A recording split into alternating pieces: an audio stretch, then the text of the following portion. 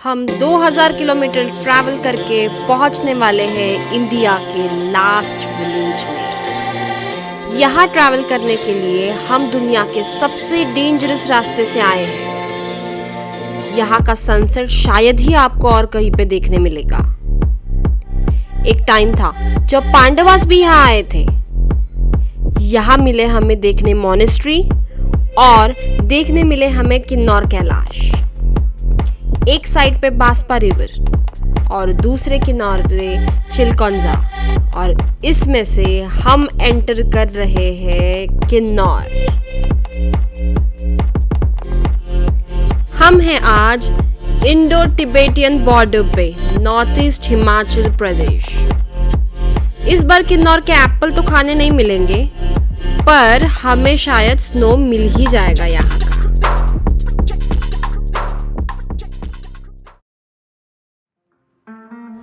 सुबह उठते ही मैं गैलरी से बाहर गई। आज की मेरी सुबह इन माउंटेन्स के बीच में हुई।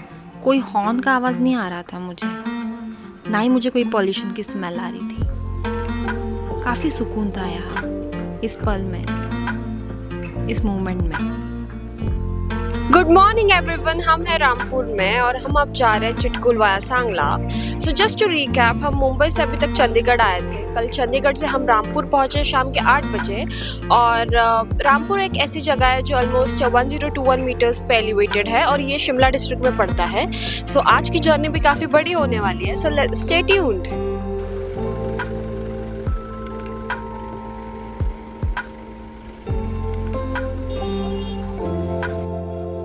आज किसी चीज़ का टेंशन नहीं था, ना कोई ऑफिस का काम करना था, ना कहीं अर्जेंटली भागना था। आज तो बस आराम से गाड़ी में बैठ के ये नज़ारे देखने थे। धीरे धीरे हम माउंटेन्स के करीब और करीब जा रहे थे।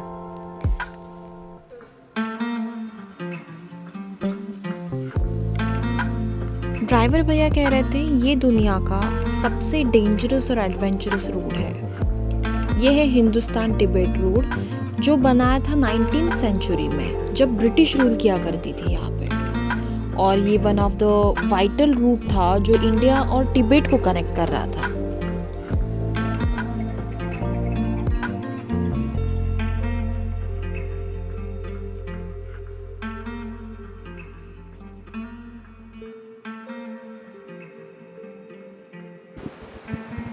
तो हम हैं at the iconic rock tunnel, जिसे कहते हैं गेटवे ऑफ किन्नौर। ये पड़ता है शिमला काजा रोड पे, जो है 60 kilometres from Shimla, and it's very mesmerising and काफ़ी ब्यूटीफुल है ये। ऑनेस्टली ये रॉकी पैचेस देख के मुझे डर लग रहा था। ऐसा लग रहा था ये हमारे गाड़ी पे गिर ना जाए, पर नहीं, ऐसे कुछ नहीं हुआ। ये स्ट्रेच के गेटवे पे है एक तारंदा डंग, जिसे लोकलाइट्स प्रे करते हैं देवताओं की, और हिस्टोरिकली ये लैंडस्लाइड्स और एक्सीडेंट्स के लिए जाना जाता है। रास्ते में हमें पड़ा ऋतुरंग, जहाँ पे बहुत अच्छा स्नो था, तो हम थोड़ी देर रुके इस ब्रिज पे। ये ब्रिज कोई पिकनिक स्पॉट नहीं था, बट हम रुक गए नज़ारे देख के, फोटो निकालने के लिए।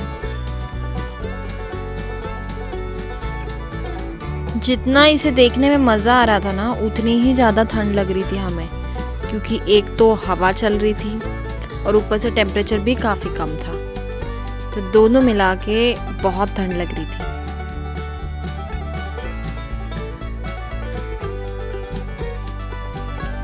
यहाँ के लोग बोर होते होंगे ना वही वही नज़ारे देख के।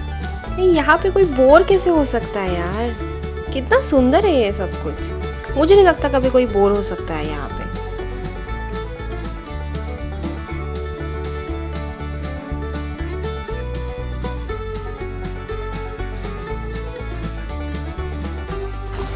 फिर हम रुके सांगला में। सांगला लास्ट मार्केट है पूरे स्पीति वैली के सर्किट में। इसके बाद आपको कोई भी दुकान या मार्केट नहीं मिलने वाला, तो आपको अगर कोई लास्ट मिनट शॉपिंग करनी होगी तो यहीं से लेना है। हमें लंच भी करना था, और लंच के लिए रुके हम लोग तिब्बतियन कैफ़े में। एक छोटा सा बेसिक सा कैफ़े था, पर क्या थुप्पा था यार वहाँ पे। एंड इतना कोल्ड वेदर, उसमें गर्मा गर्म थुक्का और मोमोज, अमेजिंग। फिर हम निकले शॉपिंग करने के लिए, क्योंकि मुझे लेना था मफलर और थर्मल। यहाँ पे आपको हिमाचल का एकदम वैरायटी वाले कपड़े भी मिलेंगे।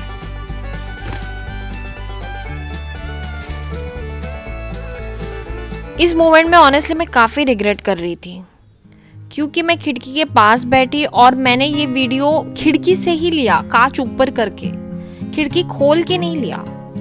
देख रहे हो ना वो सफ़ेद सा गंदा सा डब्बा जो नज़ारों के बीच में आ रहा है, शे यार। बट ऑनेस्टली मैंने खिड़की नहीं खोला, क्योंकि खिड़की से काफ़ी तेज़ हवा आ रहा था और ठंड लग रहा था, और आरस के कारण ये ऐसे हुआ है। बट कोई ना, आगे नज़ारे ही नज़ारे हैं, इससे भी अच्छे।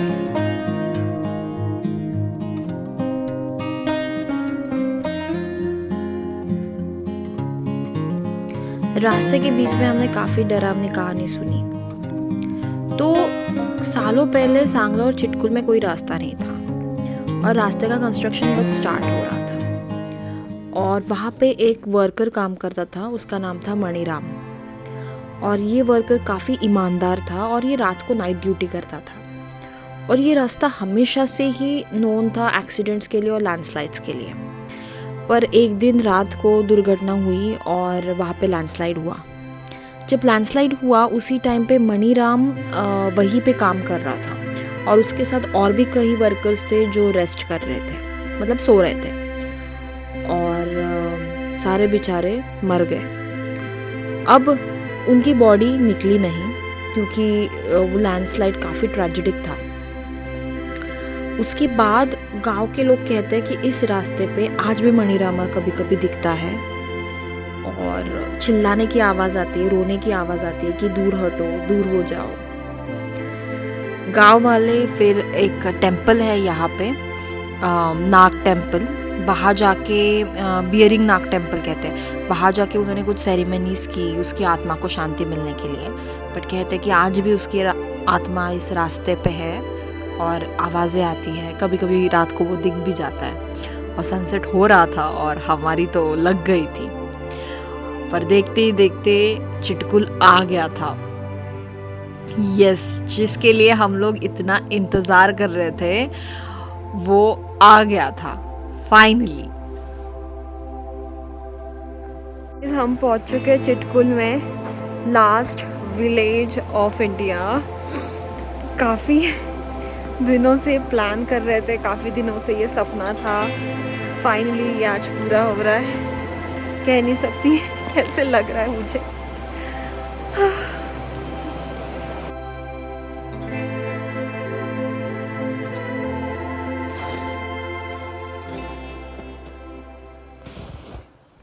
बहुत डीप स्नो है यार यहाँ पे, बहुत ज़्यादा। जैसे पैर डाल रही हूँ ऐसे कम से कम 2 फीट तक अंदर जा रहा है।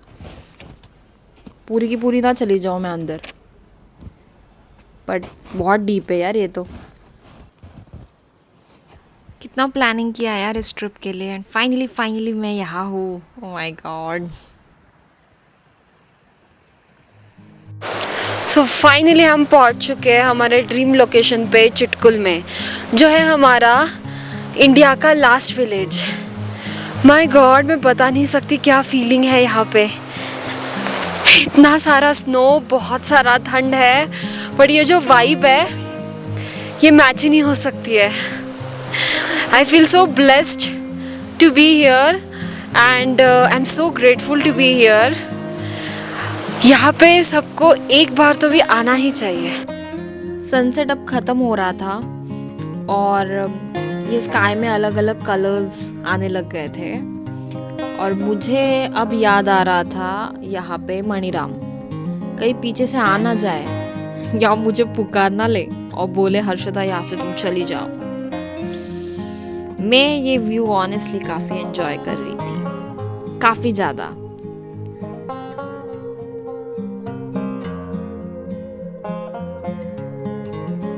ये है इंडिया का आखिरी विलेज, जहाँ से बहती है बांसपा रिवर, इंडिया की सबसे क्लीनेस्ट रिवर। एक टाइम था जब महाभारत के पांडवास भी यहाँ आए थे। यहाँ है किन्नौर कैलाश शिवलिंग। इस जगह में मिलते हैं चिलगोंजा, दुनिया के सबसे अनोखे पाइन ट्रीज। ये जगह है किन्नौर।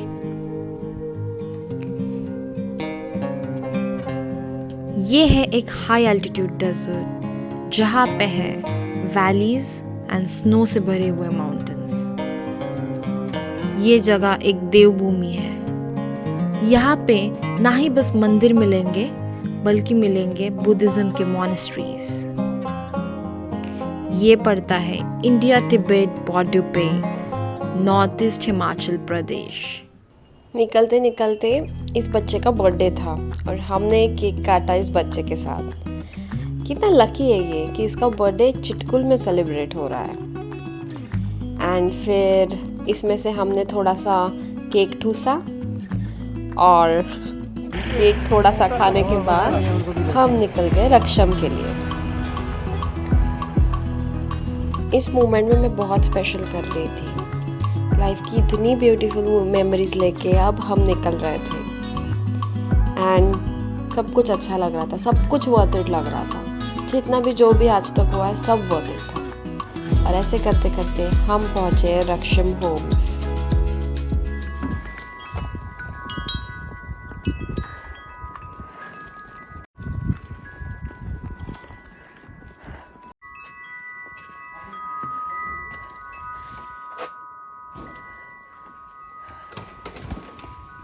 क्या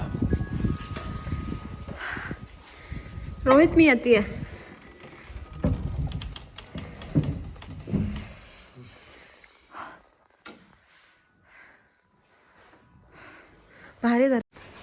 ये बहुत ज़्यादा कोजी और बहुत कंफर्टेबल गेस्ट हाउस था।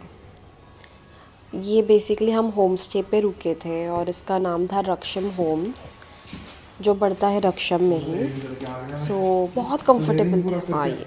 और सबसे ख़ास बात इसका जो बैकग्राउंड नॉइज़, मतलब ये ड्रीम कैचर का जो आवाज़ था ना, ये बहुत क्यूट यानी बहुत अच्छा था। और हम फिर खाना खाने के लिए रुके थे। हमने हाथ पैर सेके खाना खाया और मैं तो तुरंत सोने गई क्योंकि बहुत नींद आ रही थी। और घर भी इतना कंफर्टेबल था कि मुझे नींद आ ही गई थी। और सुबह जब मैं उठी तो मेरे विंडो से ये ब्यूटीफुल व्यू था। ये ड्रीम था, पता है, एक कोजी घर, चारों ओर पहाड़, स्नो। ओ माय गॉड, ये रियल था। और तो आज का वीडियो इतना ही।